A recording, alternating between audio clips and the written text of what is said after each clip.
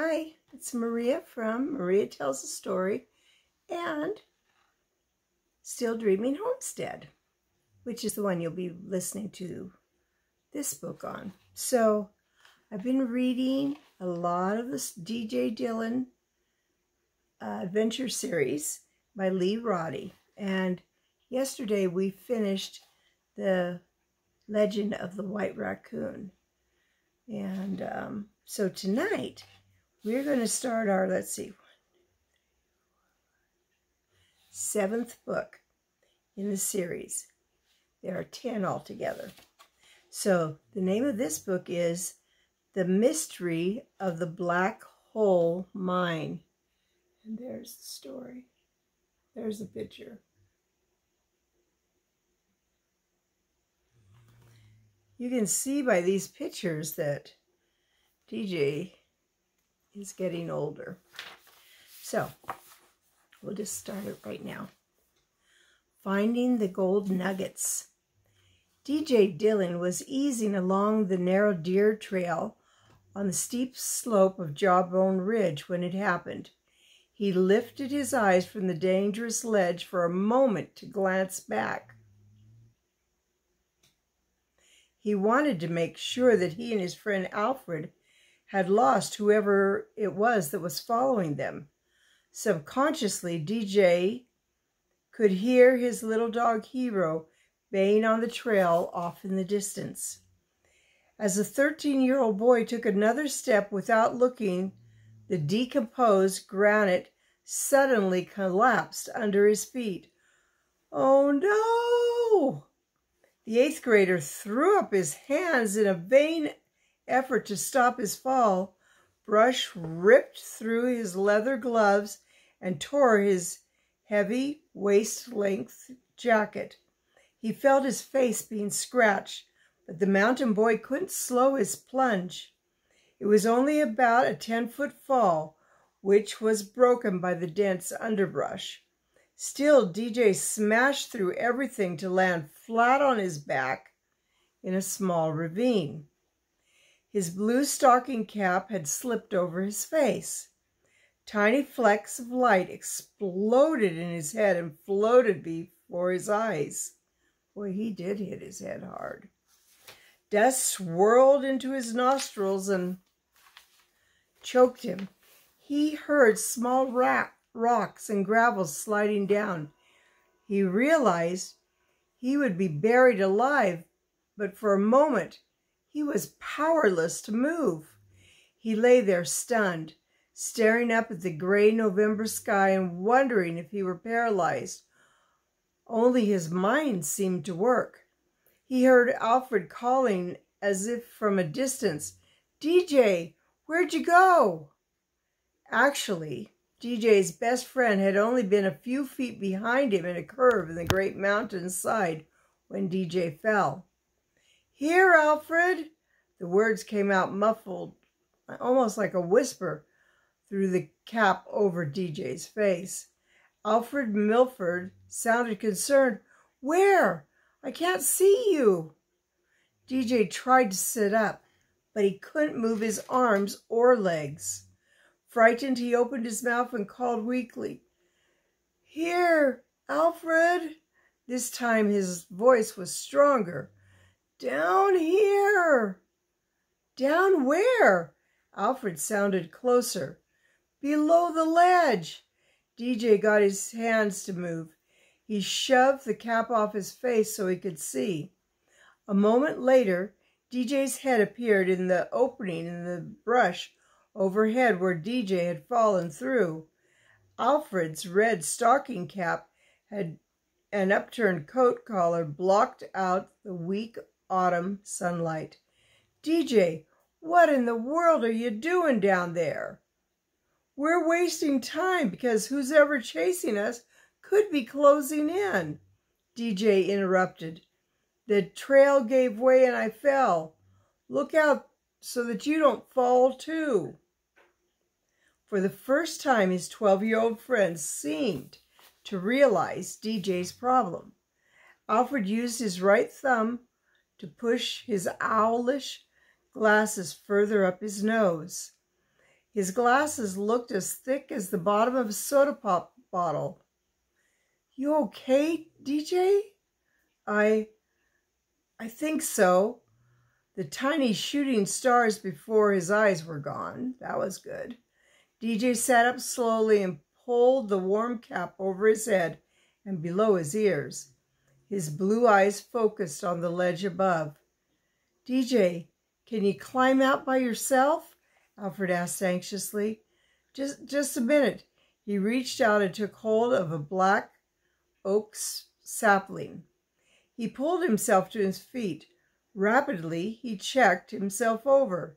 DJ was taller than anyone in his class at Stony Ridge Grammar School in the California High Sierra Nevada mountains. He was half a head taller than Alfred, who was a year younger and a grade behind him. "I'm fine," DJ called, glancing up. "Jarred my whole body, and I'm scratched up some, but I'm okay." "Take my hand. I'll pull you up." "No, that's all right. I'll just step on this old timber."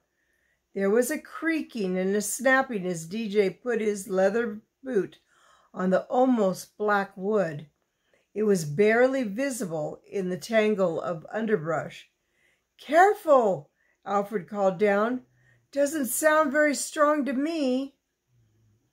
"I'll find another way up. Hey, Alfred, you know what this looks like?" "Can't see it from here."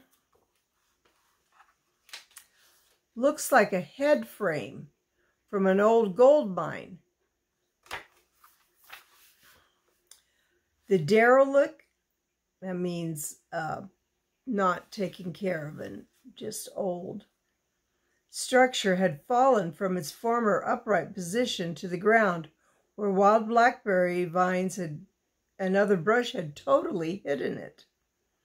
"I've heard there are some up in these mountains left from the gold rush days, but I didn't think the mother lode was this high in the mountains," Alfred said loudly. You know what a mother lode is? The huge amount. "I thought it was down 1,000 feet or so in the foothills." "Gold is where you find it." DJ quoted a common saying in the mother lode. Hear my dog's having a dream. It's okay. Coco. It's okay. Maybe there's still some gold left there. Alfred warned. "Watch out for the mine shaft. It's probably close by, hidden under all that brush. Some of those shafts go straight down several hundred feet. If you fall down there, you'll miss Christmas." DJ grinned at his friend's humorous warning of a serious fall. He glanced around the brush. "I don't see a mine opening, but it must be here some way. Hey, wait a minute." DJ bent to look closely into the roots of a ponderosa that had fallen in a snowstorm last season. Alfred protested. "Don't stop to look now. That guy who's following us could come up right behind in any moment." DJ barely heard. He didn't answer. He swallowed hard and reached out his right forefinger to scrape the dirt away from what he'd seen. Breathing hard, he yanked off his glove and used his bare finger and thumb to pick up a small object. Unbelieving, DJ rubbed it against his sturdy winter jacket. The object in his fingers looked like a small heart-shaped yellow rock. It was about the size of a $50 overall, but it was much, much heavier. The color was what excited the boy the most. DJ quickly wet his left forefinger in his mouth and rubbed the object. The brightness improved. He popped one end of the object into the corner of his mouth and bit gently. He felt it give between his teeth. That was confirmation that it was soft. A rock would not give even a tiny bit. "It is," he breathed. "It is. Eagerly, he glanced down again. He bent quickly and picked up another object, slightly smaller than the first. This one was longer with a slight curve like a crab's claw. "What are you talking about, DJ?" DJ looked up, his face shining. His excitement brushed away pale yellowish hair that spilled down from under his cap. He held up his fine gold nuggets. 2, maybe more. "Alfred, I found an old abandoned gold mine." Alfred couldn't resist any longer. He found a foothold and carefully climbed down to where DJ was standing. The excited boys eagerly searched for more nuggets, their unknown pursuer forgotten. When they didn't find any more gold, they searched for the mine. 6-story tall conifers, evergreen trees, grew in the ravine, and head-high brush had grown thick as a jungle. The boys were within 6 feet of the massive mountain's sheer face when DJ pointed. There, that's it." "Where?" Alfred peered hard through his thick glasses. "Oh, I see it. Boy, a person could pass right by it and never notice that mine opening." The friends quickly but carefully moved dense brush aside and finally stood before the mine opening. It was an ugly black hole, totally hidden in the ravine. It reminded DJ of a bad tooth cavity that he'd had once. Breathlessly, the boys cautiously peered in to the threatening blackness. They couldn't see any more than a few feet in the distance. They wisely stayed out of the mine.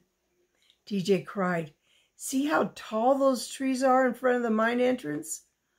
I bet nobody's been here for 70, maybe 100 years.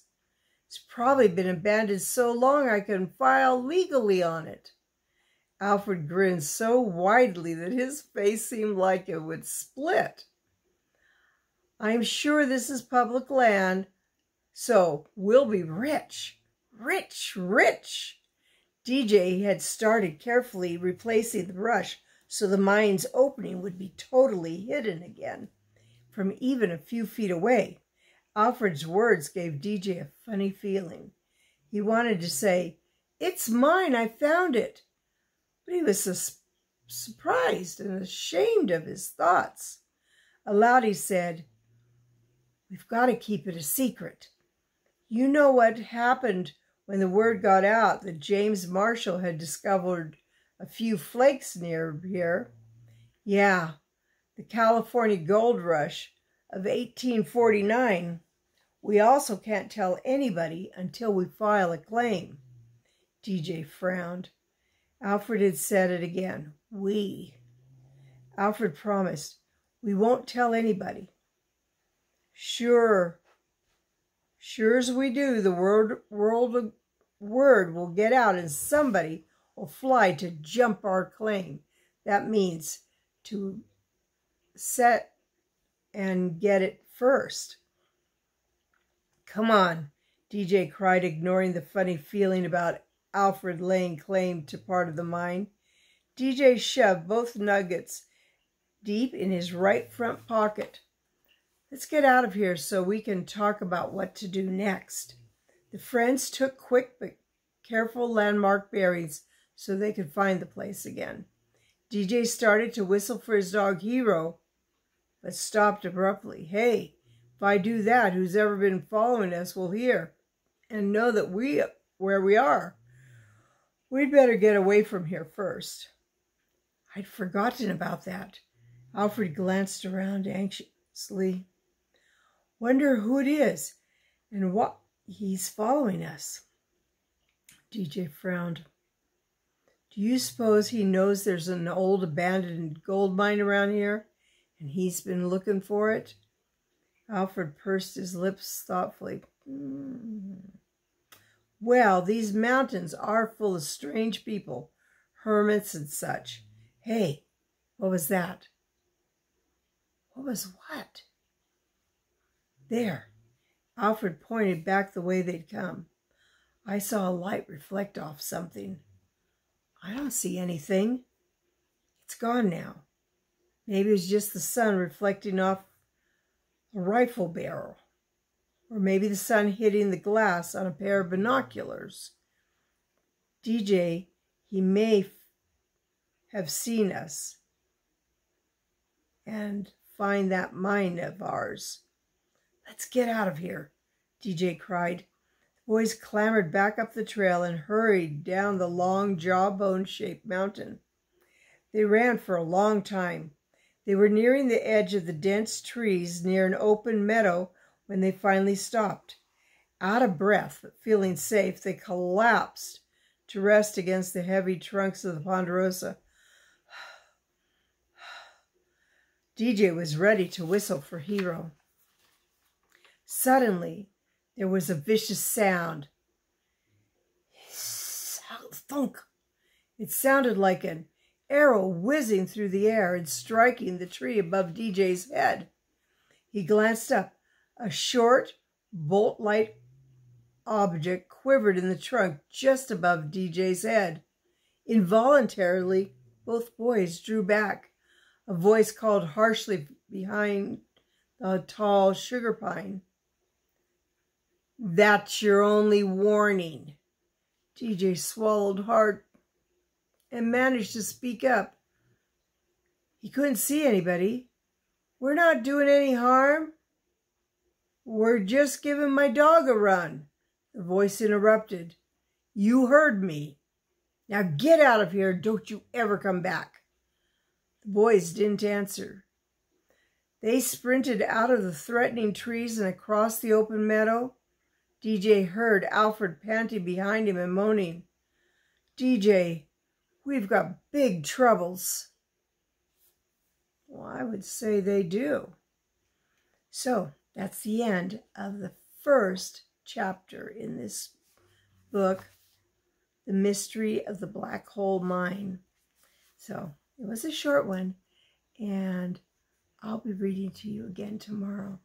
So I want to pray blessings on you and yours, in your house, out of your house, in the day and the night.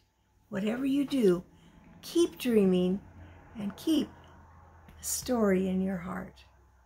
All right. Good night.